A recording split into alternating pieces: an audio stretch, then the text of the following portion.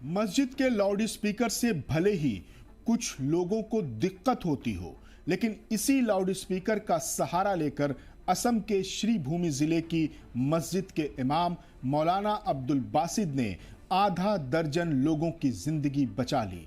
इमाम साहब ने इस नेक काम को करते वक्त न मुसीबत में फंसे लोगों का धर्म जानने की कोशिश की, न जात पूछी, न इलाके का पता पूछा। मस्जिद के इमाम मौलाना अब्दुल बासित की सूझबूझ से श्रीभूमि जिले में मंगल तड़के एक बड़ा हादसा होने से टल गया। नेशनल हाईवे पर एक कार बेकाबू होकर सड़क से फिसलकर एक तालाब में जा गिरी, जिसमें सवार लोग गहरी नींद में थे और कार पानी में डूबने लगी। लेकिन मस्जिद के इमाम की फौरन समझदारी ने 7 लोगों की जान बचा ली।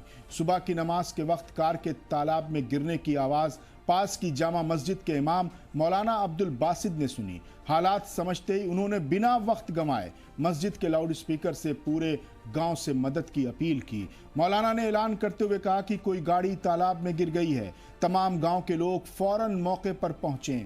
उनकी इस अपील, इस ऐलान के बाद गांव के लोग फौरन इकट्ठा हो गए और तालाब की तरफ दौड़ पड़े। मुकामी लोगों ने मिलकर कार को पानी से बाहर निकालने की कोशिश की और कुछ ही मिनटों में 7 मुसाफिरों को महफूज बाहर निकाल लिया गया। कार पूरी तरह पानी में डूब चुकी थी।